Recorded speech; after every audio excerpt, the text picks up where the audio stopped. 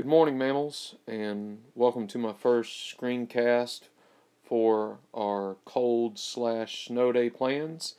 This one is for January 8th, 2015. It's the first of, I hope, all 10, so let's take advantage of them.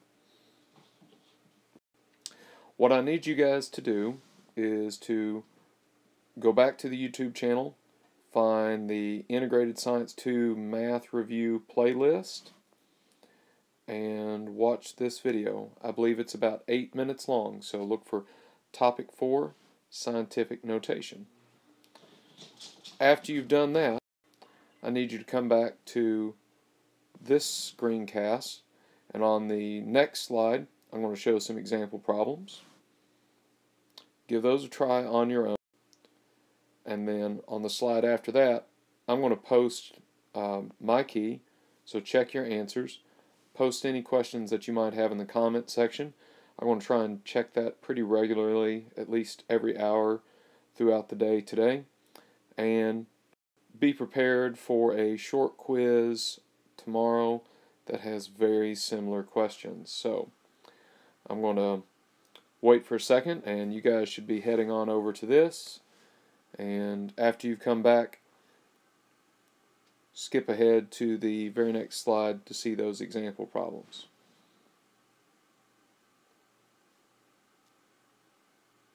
Go watch the video now, please.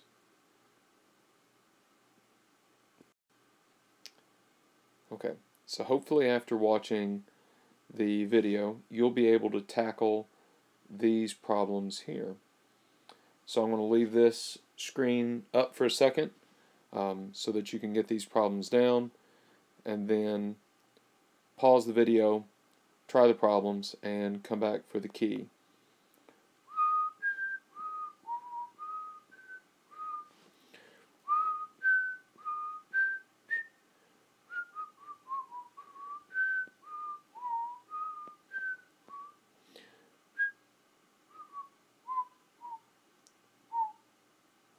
Boom, boom.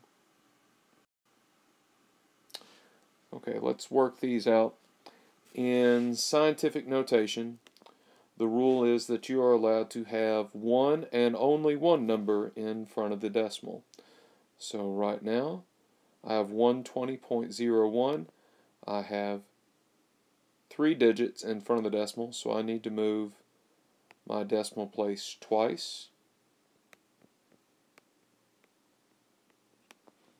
And because I moved it twice, making the number smaller, I'm going to add a +2 exponent.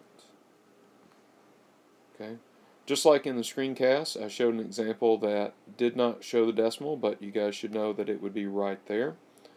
So I want to tap a decimal in.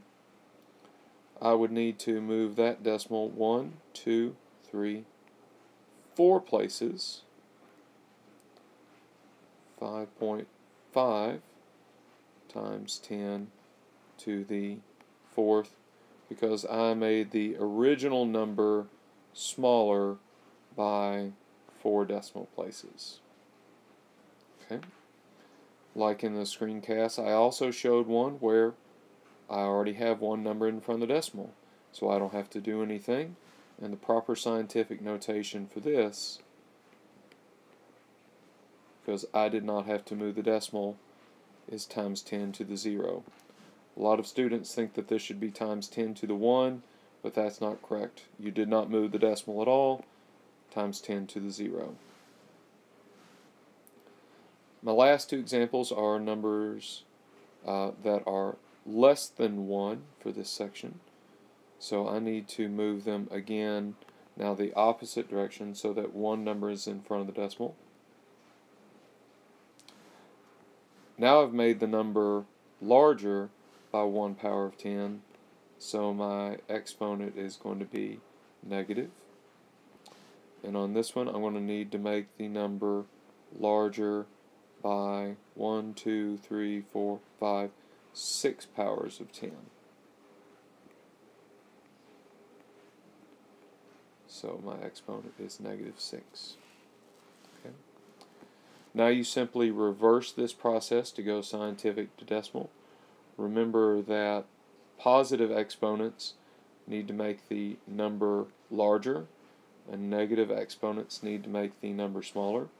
So I'm going to make my original number 8.25 larger by 3 powers of 10. 1, 2, I need to go one more, so that's just going to be a placeholder 0, 2, 5, 0. On this example, I need to make it larger by 1 factor of 10, so 16.5. On this one, I need to make it smaller by 3 powers of 10 because I have a negative exponent. So I'm going to go back. 1 gets me in front of the 2, so I will need 2 placeholder zeros. 1, 2, 2309. So the original decimal was there. I made it smaller by 3 powers of 10.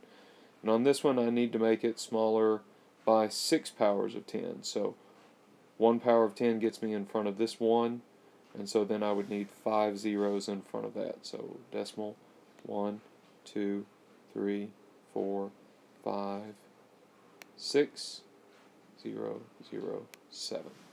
So the original was here. 1, 2, 3, 4, 5, 6. Makes -6. Okay guys, like I said, if you've got any questions about why these are the correct answers, please go ahead and post them in the comment section. I'll be looking for those, and we will have a short quiz in class on Friday. So enjoy the rest of your day off.